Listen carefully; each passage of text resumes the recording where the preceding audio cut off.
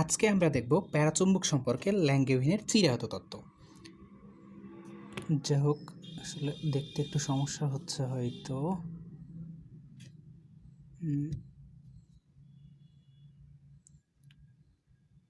আচ্ছা, যাই হোক, আমরা শুরু করি। আসলে পরমাণু বা আয়ন কিভাবে আপনার স্থায়ী চৌম্বক মোমেন্ট সৃষ্টি করে সে সম্পর্কে বিজ্ঞানী ল্যাঙ্গেভিন একটা চিরায়ত তত্ত্ব প্রদান করেন, যেটাকেই আমরা ল্যাঙ্গেভিনের চিরায়ত তত্ত্ব বলতেছি। আসলে তত্ত্বটা কেমন ছিল আমরা একটু দেখার চেষ্টা করি।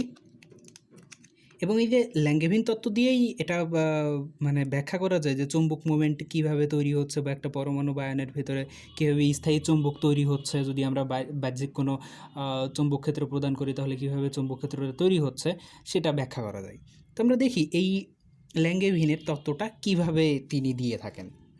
তো তিনি একটা একক আয়তনের ত্রিমাত্রিক প্যারাচুম্বকধর্মী গ্যাস বক্স নেন, মানে একটা বক্স নেন যেটা একক আয়তনের এবং যার মধ্যে আপনার আছে কি বলে প্যারাচুম্বকধর্মী বা প্যারাচুম্বক গ্যাস এর মধ্যে আছে। ঠিক আছে, তো এই যে একটা বক্স নিছেন, এর মধ্যে অনেক গ্যাস আছে, প্যারাচুম্বক গ্যাস, যেটার সংখ্যাটাকে তিনি এন ধরে নেন। মানে ধরি এই বক্সটার মধ্যে এন সংখ্যক পরমাণু আছে, গ্যাস পরমাণু আছে। ঠিক আছে, তো এই গ্যাস পরমাণুর আপনার প্রত্যেকের যে স্থায়ী চৌম্বক ভ্রামক আছে, সেই স্থায়ী চৌম্বক ভ্রামকটা হচ্ছে মিউ। এটা হচ্ছে স্থায়ী চৌম্বক। আমি লিখে দিই, মোট পরমাণু সমান এন স্থায়ী চৌম্বক ভ্রামক।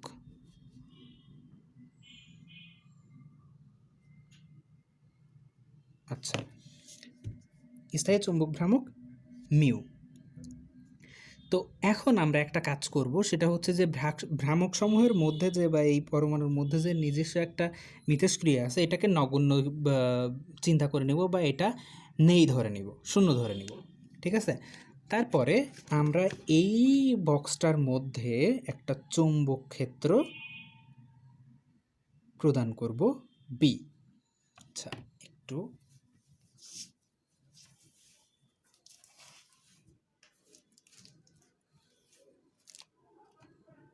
আমরা বি চৌম্বক ক্ষেত্র প্রদান করব। যদি আমরা বি চৌম্বক ক্ষেত্র প্রদান করি তাহলে স্বাভাবিকভাবে যেটা হয়, এর মধ্যে যে প্যারাচৌম্বক বা এর মধ্যে যে মানে এই বি এর জন্য যে চৌম্বক আবেশ সৃষ্টি হবে, সেটার জন্য এর মধ্যে যে দ্বিমেরুগুলো থাকবে, সেই দ্বিমেরুগুলো এরকমভাবে চৌম্বক ক্ষেত্র আমরা তো এখানে প্রদান করতেছি, এর ইয়েটা হবে এরকম, এই দিক বরাবর করতেছি একেবারে। ঠিক আছে, তাহলে এর মধ্যে যে ভ্রামকগুলো থাকবে বা দ্বিমেরুগুলো থাকবে, দ্বিমেরুগুলো ঠিক এই চৌম্বক দিকের সঙ্গে এরকমভাবে অ্যালাইনমেন্ট হয়ে যাবে। এর মধ্যে তো এলোমেলো অবস্থায় ছিল, এর মধ্যে মূলত ছিল হচ্ছে এরকমভাবে একটা বক্স, এটা এরকম এরকম এরকম এরকম, মানে অনেক ছিল, কিন্তু এরকম উল্টাপাল্টা, মানে বিভিন্ন দিকে ছড়াই ছিটাই ছিল। এবং প্রত্যেকে সব এটাকে যদি আমরা সব একত্রিত করি তাহলে দেখা যাবে যে টোটাল ব্যাপারটা নালিফাই করে দিচ্ছে। আপনার যতটুকু চৌম্বক ক্ষেত্র তৈরি হওয়ার কথা আসলে ততটুকু তৈরি, মানে কিছুই তৈরি হচ্ছে না, পুরো ব্যাপারটা নালিফাই করে দিচ্ছে। ঠিক আছে, তো এইখানে যে দ্বিমেরুগুলো আছে, সেই দ্বিমেরুকে যদি আমরা একটা অ্যালাইনমেন্টে নিয়ে আসতে পারি তাহলে এটা চৌম্বকের মতন আচরণ করবে। তো আমরা সেই একই দিকে আনার জন্য বাইরের থেকে একটা চৌম্বক ক্ষেত্র বি প্রদান করতেছি। টি প্রদান করার ফলে এটা তো এই চৌম্বক ক্ষেত্রের দিকে এরকমভাবে অ্যালাইনমেন্ট হয়ে যাবে বা হয়ে যাওয়ার কথা ছিল, কিন্তু আসলে এরকমভাবে সে অ্যালাইনমেন্ট হয় না। কারণ এর মধ্যে যে তাপ শক্তি আছে, যে তাপীয় শক্তি আছে, এই তাপীয় শক্তিটা এটাকে এরকমভাবে চৌম্বক ক্ষেত্রের দিকের সঙ্গে অ্যালাইনমেন্ট হইতে দিবে না। সে কি করবে, সে এটাকে একটুখানি মুভ করাবে। সে এটা তো চৌম্বক ক্ষেত্রটা তো এরকমভাবে হবে, দেন এটা এরকমভাবে একটুখানি বাঁকা হবে, আর একটা এরকমভাবে বাঁকা হবে, দেন আর একটা একটুখানি এরকমভাবে আঁকা হবে। তো এরকমভাবে আঁকা বাঁকা হয়ে একটু মানে সম্পূর্ণ অ্যালাইনমেন্ট না হয়ে একটু আঁকা বাঁকা হয়ে এরা অবস্থান করবে। তো একটুখানি খেয়াল করেন, সেটা হচ্ছে যে এটা যদি এদিকে হয় তাহলে আর একটা যদি এদিকে হয় তাহলে এই পুরো ব্যাপারটা নালিফাই হচ্ছে, মানে একেবারে শূন্য হয়ে যাচ্ছে, এর ফলাফল শূন্য। একটা এদিকে আর একটা এদিকে, দুইটা বিপরীত মুখে কাজ করতেছে, দেন টোটাল চুম্বক ক্ষেত্রে বা চুম্বক আবেশের পরিমাণ শূন্য হয়ে যাচ্ছে। কিন্তু এখানে কি হচ্ছে, একটা এই দিকে আর একটা এই দিকে আর একটা এই দিকে, একটাও কিন্তু সম্পূর্ণ বিপরীত দিকে যাচ্ছে না, মানে সম্পূর্ণ 90 মানে 180 ডিগ্রি অ্যাঙ্গেলে একটাকেও ঘুরাইতে পারেনি। তাপীয় শক্তিটা এই ঝামেলাটা করতেছে, কিন্তু তারপরেও এটা সম্পূর্ণরূপে নালিফাই করে ফেলতে পারে না। তো যেহেতু এটা সম্পূর্ণরূপে নালিফাই করে ফেলতে পারে না, সেহেতু এই দিকে দেখেন এটা সম্পূর্ণরূপে নালিফাই করতেছে না, জাস্ট উপরের দিকেই আছে, একটুখানি বাঁকা হয়ে আছে, ঠিক আছে। তো এই যে বাঁকা হয়ে থাকার জন্য যতখানি চৌম্বক ক্ষেত্র পাওয়ার কথা বা চৌম্বক আবেশ পাওয়ার কথা, আসলে ততখানি পাওয়া যাবে না, একটুখানি কম পাওয়া যাবে, কিন্তু তারপরও পাওয়া যাবে। আমরা একটু চিত্রকে দেখার চেষ্টা করি।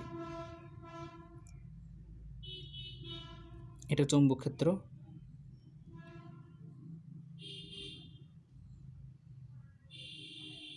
বি দিচ্ছি। আচ্ছা, বি যদি দিই তাহলে দেখা গেল একটা চৌম্বক ক্ষেত্রটা একটা দ্বিমেরুর এই অবস্থানে এবং আরেকটা দ্বিমেরুর এই অবস্থানে দেখা গেল এই দিক বরাবর তৈরি করতেছে। এখন এই যে চৌম্বক ক্ষেত্রের মানে আমাদের প্রদানকৃত চৌম্বক ক্ষেত্রের সঙ্গে যে কোণ সে উৎপন্ন করবে সেটাকে আমরা বলবো থিটা, ঠিক আছে। এটা হবে থিটা। এখন দেখেন, কোনো জিনিস যখন আমরা উলম্ব এবং আনুভূমিকের মাঝামাঝি থাকলে তাহলে সেখানে দুইটা উপাংশ তৈরি হয়, একটা হচ্ছে আনুভূমিক, একটা হচ্ছে আনুভূমিক কস, আর একটা হচ্ছে সাইন, এই দুইটা উপাংশ তৈরি হয়। এখানেও ঠিক তাই তৈরি হবে, এইদিকে তৈরি হবে হচ্ছে সাইন, সাইন উপাংশ, সাইন উপাংশ, আর এদিকে তৈরি হবে কস উপাংশ। আমরা আগেই লিখে রেখেছি, দেখেন স্থায়ী চৌম্বক ভ্রামক, মানে এই দিকে যে ভ্রামকটা তৈরি করবে সেটা হচ্ছে সাইন থিটা, এই যে আমরা থিটা নিচ্ছি সাইন থিটা এতটুকু, আর এদিকে যেটা নিচ্ছে সেটা হচ্ছে মিউ কস থিটা। এটা কিভাবে হইলো বুঝেছেন? আমি আবারও বলতেছি, দেখেন এখানে হচ্ছে কস উপাংশ তৈরি করতেছে, দেন এখানে সাইন উপাংশ তৈরি করতেছে, আর থিটা তো আছেই, এই থিটার জন্যই তো উপাংশটা তৈরি হচ্ছে। হ্যাঁ, এই থিটাটা আছে বলেই তো তৈরি হচ্ছে উপাংশটা। তো এখানে সাইন থিটা উপাংশ তৈরি করতেছে, এখানে কস থিটা উপাংশ তৈরি করতেছে। এখন কার উপাংশ তৈরি করতেছে? স্থায়ী চৌম্বক ভ্রামকের। তাহলে দেখেন টোটালটা হচ্ছে স্থায়ী চৌম্বক ভ্রামকের উপাংশ দুই অংশে ভাগ করে দিচ্ছে, একটা হচ্ছে আনুভূমিক উপাংশ, একটা উলম্ব উপাংশ। যাই হোক, তো আমরা এটার ক্ষেত্রেও যদি চিন্তা করি তাহলে দেখেন এইটার আনুভূমিক উপাংশ এইদিকে যাচ্ছে, উলম্ব উপাংশ এদিকে যাচ্ছে, কস থিটা এইদিকে। দেন এটার ক্ষেত্রেও কি হচ্ছে, এটার ক্ষেত্রেও দেখেন কস থিটাটা এইদিকেই যাচ্ছে, কিন্তু সাইন থিটা এইদিকে চলে আসতেছে, এটা মাইনাস সাইন থিটা, মানে mu minus mu sine theta. কারণ এইটা আর এইটা একটা আর একটাকে নালিফাই করে ফেলবে, কিন্তু এইটা চুম্বক ক্ষেত্রের দিকে কাজ করবে, এইটার জন্যই আসলে এখানে চুম্বক ক্ষেত্রটা তৈরি হবে, মানে ওই বস্তুটার মধ্যে চুম্বক ক্ষেত্র এখানে এইটার জন্যই আমরা বুঝতে পারবো, ঠিক আছে। আচ্ছা, ভাই এটি এইটার জন্য চুম্বকায়ন হবে মূলত, এই যে বস্তুটা আমরা নিচ্ছি এই বস্তুটার চুম্বকায়ন হবে। যাই হোক, আমরা একটুখানি দেখি যে এখানে যে পরিমাণ আমরা নিলাম, চুম্বক ক্ষেত্র আমরা প্রদান করলাম এবং যতগুলো পরমাণু আমরা নিয়েছি, তো সেই ক্ষেত্রে আমাদের বিভব শক্তির পরিমাণটা কতটুকু হবে প্রত্যেকটা পরমাণুর জন্য। আমরা যদি বিভব শক্তিটা দেখি, বিভব শক্তি বা পোটেনশিয়াল এনার্জি, বিভব শক্তির পরিমাণটা হবে আসলে দ্বারা প্রকাশ করা হয় এটাকে। বিভব শক্তির পরিমাণটা হবে হচ্ছে এই মিউ বি। এখন এটা যেহেতু বিভব শক্তি মানে সঞ্চিত হচ্ছে, একটা বস্তুর মধ্যে শক্তি সঞ্চিত হচ্ছে, সুতরাং এটা মাইনাস হবে, সমান সমান ডট বি। এখন এইটা এবং এইটার মধ্যে একটা নির্দিষ্ট কোণ বিরাজ করতেছে, কোণ বিরাজ করতেছে, সেটা হচ্ছে থিটা। তাহলে এটা হবে হচ্ছে minus mu B cos theta. আচ্ছা, এটাকে আমরা 1 নাম্বার সমীকরণ দিব।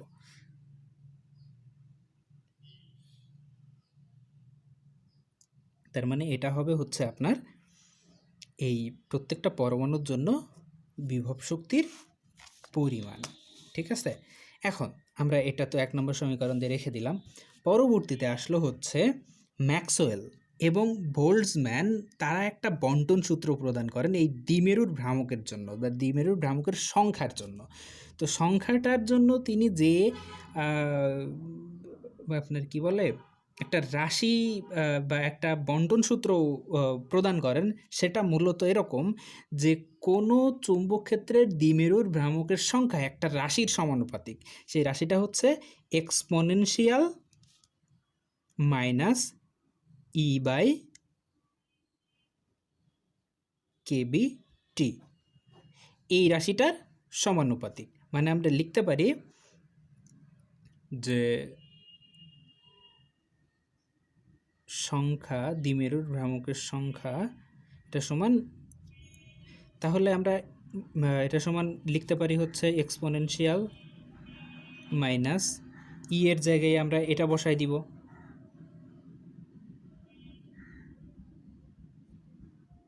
Minus dot B cos theta by কেবি টি।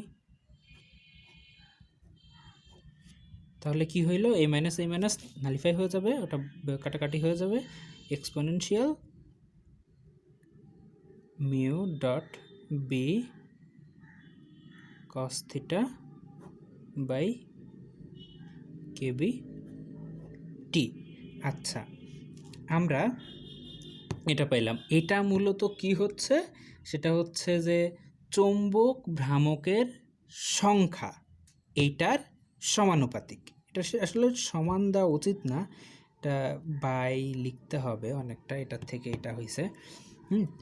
তো এটা কি আমি আবারও বলতেছি, চৌম্বক দ্বিমেরু ভ্রামকের সংখ্যা এইটার সমানুপাতিক। এটাই ম্যাক্সওয়েল এবং বোল্টজম্যান বন্টন সূত্র অনুসারে আমরা পাচ্ছি। এখন আমরা এটার থেকে যদি একটুখানি চিন্তা করি, এটা এটা এটা এখানে রেখে দিই, আমরা একটুখানি আগের চিত্রে ফিরে যাই। এখানে একটু হিজিবিজি হয়ে গেছে, আমি আবার চিত্রটা আঁকাই।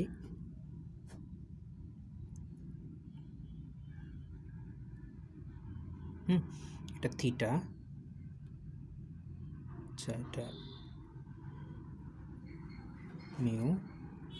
দেন আমরা এখানে আর একটা কাজ করি, এখান থেকে আর একটা ছোট্ট অংশ বের করে নিই, এটাকে ডি থিটা দ্বারা প্রকাশ করি। হ্যাঁ, ডি থিটা। এখন আমরা দেখব যে এই থিটা এবং থিটা প্লাস ডি থিটা, এই কোণের মধ্যে যতটুকু আমরা পাচ্ছি সেটা একটা ছোট্ট ঘনকোণ আমরা বিবেচনা করে নিচ্ছি, যেটাকে ডি ওমেগা দ্বারা প্রকাশ করতেছি, ডি ওমেগা দ্বারা প্রকাশ করতেছি। তাহলে একটুখানি চিন্তা করেন যে আমরা তাহলে ওই ডি ওমেগা কোণের মধ্যে টোটাল পরমাণুর সংখ্যা বা টোটাল দ্বিমেরুর সংখ্যাকে আমরা ডিএন দ্বারা যদি প্রকাশ করি, তাহলে সেটা কিসের সমানুপাতিক হবে? সেটা সমানুপাতিক হবে হচ্ছে এই exponential mu dot B cos theta by KBT into D omega, তাই না? আচ্ছা, এটা যদি হয় তাহলে আমরা এখান থেকে কি লিখতে পারি, ডিএন সমান সমান কে, এখানে যেহেতু সমানুপাতিক, পরের লাইনে এসে একটা সমানুপাতিক ধ্রুবক নিয়ে নিচ্ছি, exponential mu dot B cos theta by KB T into, এখন এই ডি ওমেগা সমান সমান 2 পাই সাইন ডি থিটা, এই মানটা আমরা এখানে বসাই দিব, 2 পাই সাইন থিটা ডি থিটা। আচ্ছা যাই হোক, তো আমরা পরবর্তীটা দেখি।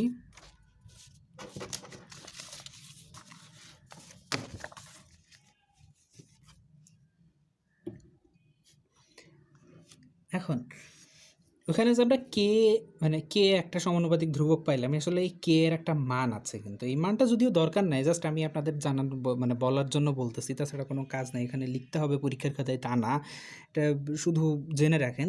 কে এর মান হচ্ছে ND by 4 pi into sine H X. এই এইচ দ্বারা হচ্ছে হাই প্যারাবোলিক বোঝায়, ঠিক আছে? যাই হোক, এটা হচ্ছে কে এর মান। আচ্ছা, আমরা নেক্সট স্টেপে যাই। এখন আমরা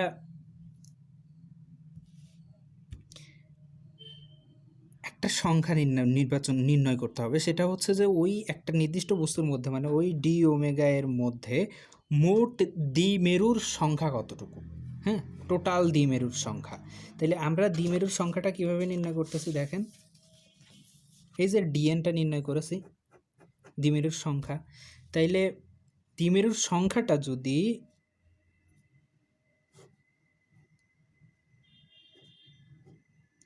এইটুকুর জন্য ডিএন হয়, এটুকুর জন্য ডিএন হয়, তাহলে এখান থেকে শুরু করে টোটালটার জন্য দেখেন এখানে পায়ের মান এখানে 0, কোণের মান 0, দেন এখান থেকে এটা পাই, তো এর মধ্যে থাকা পুরোটার জন্য আলাদা হবে। এটুকুর জন্য যদি ডিএন হয় তাহলে পুরোটার জন্য এইটার আমরা যদি এই 0 থেকে পায়ের মধ্যে ইন্টিগ্রেশন করি তাহলে আমরা পুরোটা পেয়ে যাব, মানে মোট দ্বিমেরুর সংখ্যা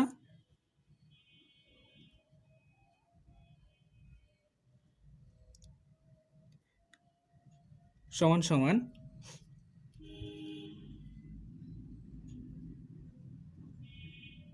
এটার ইন্ডিকেশন। আচ্ছা, তো এটা যদি হয় তাহলে এখন আবার একটুখানি দেখি, সেটা হচ্ছে যে এখানে যেটা দেখতেছেন সেটা হচ্ছে প্রত্যেকটা দ্বিমেরু সমূহের মানে প্রত্যেকটা এখানে মানে যতগুলো দ্বিমেরু আছে সবগুলোর জন্য কিন্তু এই চুম্বকায়নের কাজটা করতেছে হচ্ছে মিউ কস থিটা, এই উপাংশটা প্রত্যেকটা চুম্বকের মানে দ্বিমেরুর জন্য চুম্বকায়নের কাজটা করতেছে হচ্ছে মিউ কস থিটা, এই উপাংশটা। এটা যদি হয় তাহলে এই সংখ্যক পরমাণুর জন্য আপনার কতটুকু করবে, তাইলে আমরা এটা লিখতে পারি যে সকল দ্বিমেরুর জন্য চুম্বকায়নের মান, ওর হাতের লেখা বেশ খারাপ, ওটা বুঝতেছেন কিনা জানি না, চুম্বকায়নের মান হবে এখান থেকে এই পর্যন্ত যত, একটার জন্য যদি ওটুকু হয় তাহলে এটা পুরোটার জন্য কতটুকু হবে, পুরোটার গুণ এটা আর এটার গুণ, তাহলে পাই 0 মিউ কস থিটা ডিএন, এটা পুরোটার জন্য হবে চুম্বকায়নের মান। এখন আমরা পুরোটার জন্য নির্ণয় করেছি চুম্বকায়নের মান। এখন একটা পরমাণুর একটা দ্বিমেরুর বা একটা পরমাণুর জন্য চুম্বকায়নের মান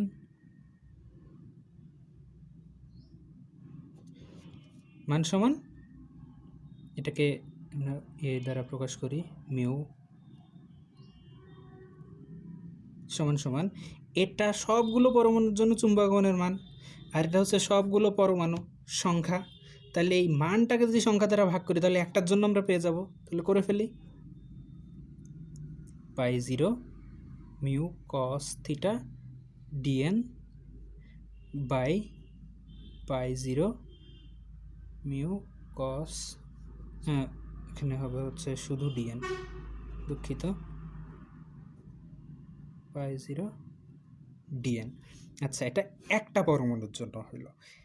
এখন আমরা বলেছি, আমরা শুরুতেই বলে নিয়েছি, দেখেন আমরা একটু আগেরটা দেখি, শুরুতেই বলে নিয়েছি একটা বক্স নেওয়া হইলে এই বক্সের মধ্যে এন সংখ্যক পরমাণু আছে, এন সংখ্যক পরমাণু আছে, তাহলে এই পুরো একক আয়তনের মধ্যে, এটা তো একক আয়তনের না হয়েছে, একক আয়তনের,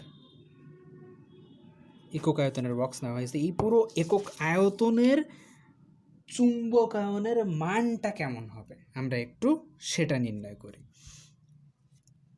তাহলে একক আয়তনের চুম্বকায়নের মান এম সমান সমান, এটা একটার জন্য, তাহলে এন সংখ্যক, টোটাল কতগুলো পরমাণু আছে দেখেন, আমরা শুরুতে ধরেছি যে এন সংখ্যক পরমাণু আছে, এন সংখ্যক পরমাণু যদি থাকে তাহলে একটার জন্য চুম্বকায়নের মান এত, এন সংখ্যকটার জন্য কত, এনের সঙ্গে গুণ, simple, π/0 mu cos theta D N by π/0 D N, এটাই হচ্ছে এর মান। এখন আমরা এখানে একটু ক্যালকুলেশন করব, এন এটা তো ধ্রুবক সংখ্যা তাই বাইরে চলে আসবে,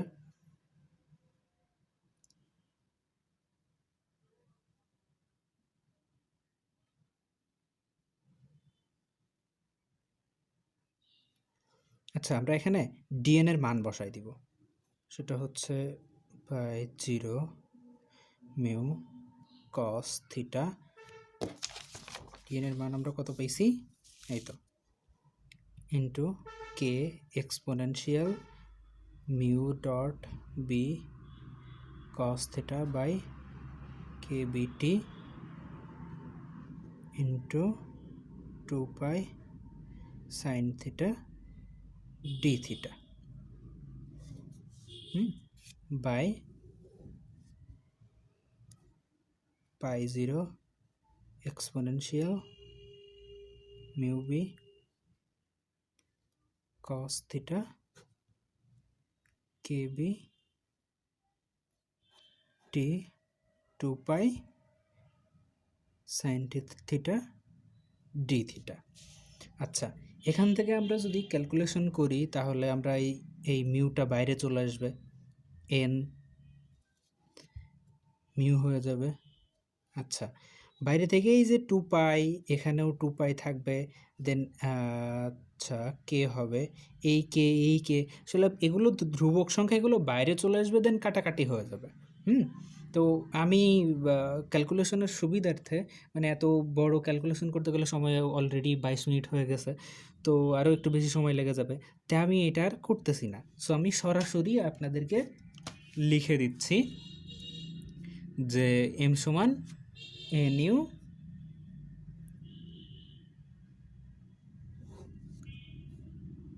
π/0 cos থিটা সাইন থিটা, এই সাইন থিটাটার সামনে নিয়ে এসেছি শুধু, exponential mu dot B cos theta by K B টি,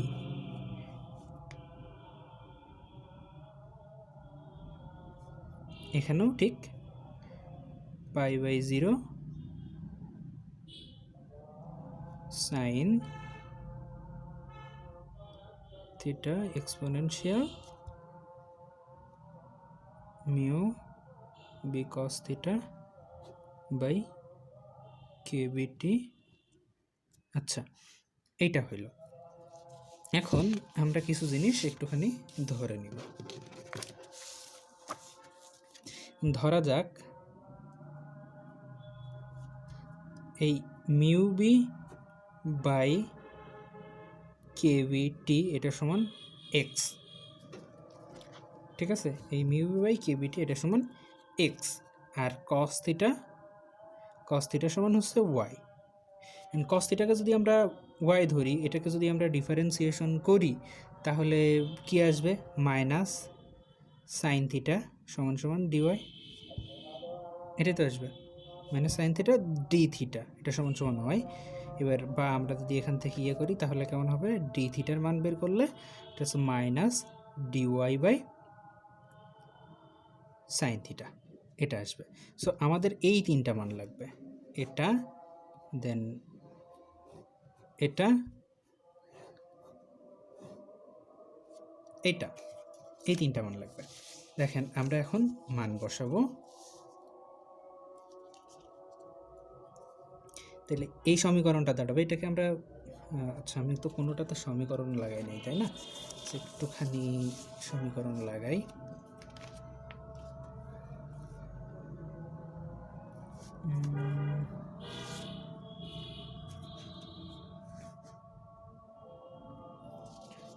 কোথায় গেল?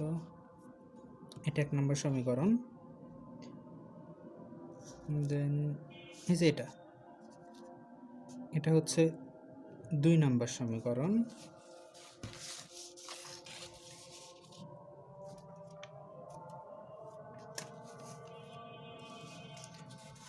দেন এইটা হচ্ছে 3 নম্বর সমীকরণ। যাই হোক, এখন আমরা 3 নম্বর সমীকরণে বসিয়ে পাই। তাহলে এটা কেমন হবে? 3 নম্বর সমীকরণ হচ্ছে m সমান সমান n মিউ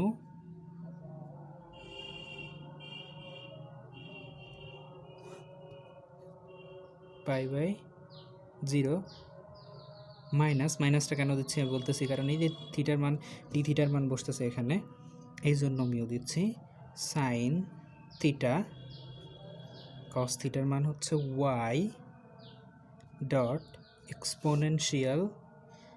আসলে এক্সপোনেনশিয়াল দেওয়ার কারণ হচ্ছে আপনার ওটা ই টু দি পাওয়ার অত, বুঝছেন? তো এখান থেকে যদি ক্যালকুলেশন করে দেওয়া হয় তাহলে এটা হবে হচ্ছে এটার জন্য এক্স, এটুকুর জন্য এক্স আর এটুকুর জন্য ওয়াই, দেন কি আসবে ডিওয়াই বাই সাইন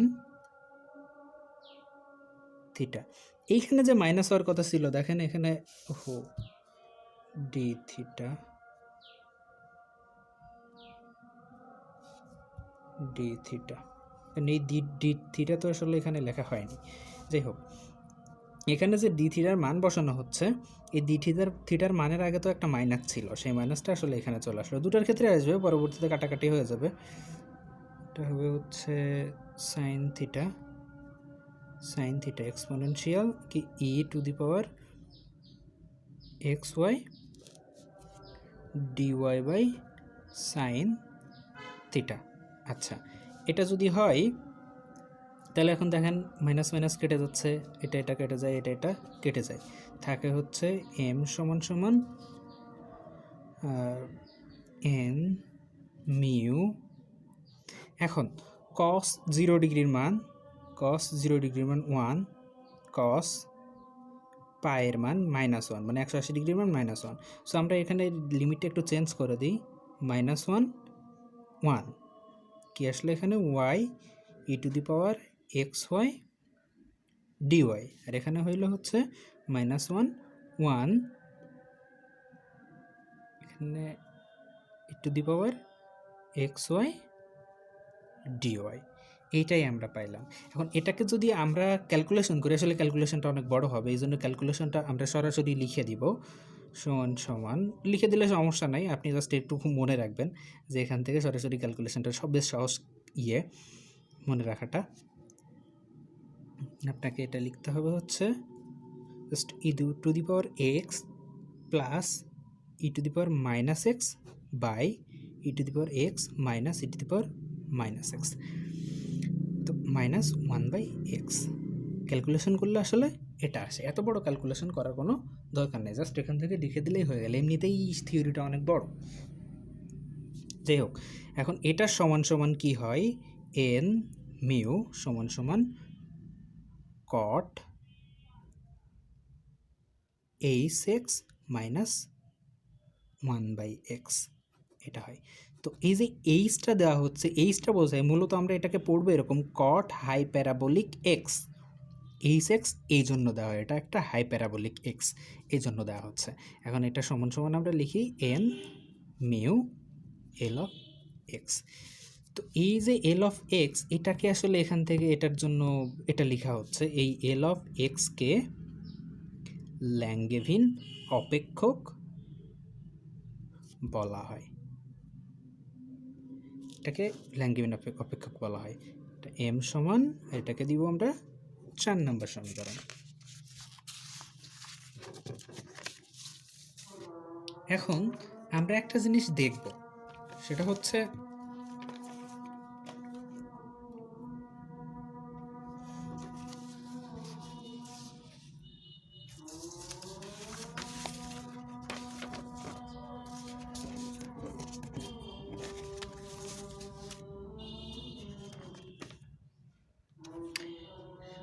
হচ্ছে যে আমরা এক্স ধরে এসেছিলাম একটা জিনিসকে, মনে আছে? এক্সটার মান এখানে লিখি, এক্স সমান সমান হচ্ছে মিউ বি বাই কে বিটি, এইটা, আর এল অফ এক্স পাইলাম, তাই না? তো এই দুইটা জিনিসকে আমরা একটা দিয়ে একটা লেখচিত্র অঙ্কন করব। লেখচিত্রটা হবে এরকম, আমি একটু দ্রুত আঁকাই যাচ্ছি, আপনারা পরীক্ষার খাতায় ভালো করে আঁকাবেন। এটা 1 2 3 4 5 6, 0.2 0.4 0.6 0.8 1.0। আচ্ছা, লেকটা এরকম হবে, একটা হাই প্যারাবোলিক এরকম হবে, ঠিক আছে? তো তবে এখানে একটা শর্ত আছে, যদি স্বাভাবিক ক্ষেত্র হয় এবং স্বাভাবিক তীব্রতা এবং স্বাভাবিক ক্ষেত্র তীব্রতা নেন এবং সাধারণ তাপমাত্রা নেন, তাহলে এই বক্ররেখাটা প্রায় সমান হয় এবং সেটা মূলবিন্দুগামী হয়, যার মান হয় x/3, ঠিক আছে? আমি আবার বলতেছি, যদি স্বাভাবিক ক্ষেত্র তীব্রতা এবং সাধারণ তাপমাত্রা নেন, তাহলে বক্ররেখাটা প্রায় সমান হয়, এরকম মূলবিন্দুগামী হবে এবং সেটা এই বক্ররেখার সঙ্গে দেখেন একেবারে মূলবিন্দুর কাছাকাছি গিয়ে মিলে যায়, যার মান হয় হচ্ছে x/3। তাহলে ব্যাপারটা কেমন হবে? L of x equal to 0, এটা মোটামুটি সমান কাছাকাছি হবে হচ্ছে x/3। তাহলে x/3 সমান সমান এক্সের মান যদি আমরা এখানে বসাই, তাহলে কেমন হবে? মিউ বি বাই 3 কেবি টি, এটা হবে। এটাকে আমরা দিব হচ্ছে 5 নম্বর সমীকরণ। আচ্ছা, এখন এই যে আমরা এল অফ এক্স এর মান পাইলাম, তো এল অফ এক্স এর মান আমরা যদি এখন এখানে বসাই, 4 নম্বর সমীকরণে বসাই, মানে এটা 4 নম্বর সমীকরণ বসাবো, 5কে 4-এ বসিয়ে, 5কে 4-এ বসিয়ে পাই, তাহলে এম সমান সমান কী হবে? এন, এটা গুণ হয়ে স্কোয়ার হয়ে যাবে, mu square, then B by 3 KB T, এটাই হবে, এটাই আমরা পাবো। এখন কথা হইল যে এই যে প্যারাচুম্বক, এই প্যারাচুম্বকের সংবেদ্যতা, এই প্যারাচুম্বকের সংবেদ্যতার একটা সূত্র হচ্ছে এক্স প্যারা, এই যে প্যারা লিখতেছি, এই প্যারাটা লাইফের প্যারা না, এটা আসলে প্যারাচুম্বকের বোঝানোর জন্য এটা দেওয়া হচ্ছে। তো এই প্যারাচুম্বকের সংবেদ্যতা হবে হচ্ছে μ0 m বাই বি। তাহলে এখানে যদি আমরা এম এর মান বসাই, তাহলে কেমন হবে? μ0 n mu square B by 3 KB T B, এই বি কেটে যায়, তাকে হচ্ছে μ0 n mu square 3 KB T, এটাই পাওয়া যায়, তাই না? তো এই সমীকরণটাকে আমরা দিব এক্স প্যারা, এটাকে দিব হচ্ছে আমরা 6 নম্বর সমীকরণ। এই 6 নম্বর সমীকরণ হলে দেখা যায় যে এক্স এ প্যারা, এটা হচ্ছে তাপমাত্রা টি এর সমানুপাতিক, বাকি যতটুকু দেখতেছি এইটুকুকে আসলে সি দ্বারা প্রকাশ করা হচ্ছে, এটা একটা কনস্ট্যান্ট, এটা একটা ধ্রুবক, তাই এটাকে সি দ্বারা প্রকাশ করা হচ্ছে, ঠিক আছে? তো যদি না হইতো তাহলে এটা এক্স প্যারা সমানুপাতিক 1/t এরকম। তার মানে এই যে তাপমাত্রা এটার সংবেদ্যতার ব্যস্তানুপাতিক, এটা বোঝানো হচ্ছে। ঠিক আছে, আর এটাকেই বলা হচ্ছে কুরি সূত্র। ঠিক আছে, এটাকে যদি আমরা 7 নাম্বার দিই তাহলে এই 7 নংই কুরি সূত্র, এটাকেই কুরি সূত্র বলা হয়। আর এই সিকে বলা হয় কুরি ধ্রুবক। ঠিক আছে, এখন দেখা যায় এখান থেকে যদি আমরা দেখি, কোথায় গেল, হ্যাঁ, ওই যে এক্স এর মানের ক্ষেত্রে যদি আমরা দেখি, তাহলে যদি আপনার mu B much less than কেভিটি হয়, ঠিক আছে, এটা যদি হয় তাহলে ওই কুরি সূত্র খুবই ভালোভাবে কাজ করে। এই কুরি সূত্রটা খুবই সুন্দর কাজ করে বা খুবই ভালো ফল প্রদান করে। তো এটা অবশ্যই একটু মাথায় রাখবেন এবং পরীক্ষার খাতায় এটা লেখার চেষ্টা করবেন। আবার যদি এক্স এর মান বড় হয়, এক্স এর বৃহৎ মানের জন্য এই এল অফ এক্স পাইলাম, এটা প্রায় 1 হয়ে যায়। এটা প্রায় 1 হয়ে যায়, 1-এর কাছাকাছি হয়ে যায়, 1-এর এত কাছাকাছি হয়ে যায় ওটা সমান 1-ই লেখা যায়। তাহলে এটা সমান যদি 1 হয়, তাহলে আমরা এই 4 নম্বর সমীকরণটা কি লিখতে পারি? এই 4 নম্বর সমীকরণ, 4 নং সমীকরণ দাঁড়ায় m সমান n মিউ সমান ms। এটাই হচ্ছে সম্পৃক্ত অবস্থার শর্ত। যখন চৌম্বক দ্বিমেরুগুলো সম্পূর্ণরূপে ক্ষেত্রের দিকের সঙ্গে থাকবে, মানে এই অবস্থায় গেলে চৌম্বক ইয়েগুলো সম্পূর্ণ ক্ষেত্রের দিকের সঙ্গে থাকবে। ঠিক আছে, দিক বরাবর অবস্থান করবে। আর এই এম এসটাকেই বলা হচ্ছে সেই সম্পৃক্ত চুম্বকায়ন।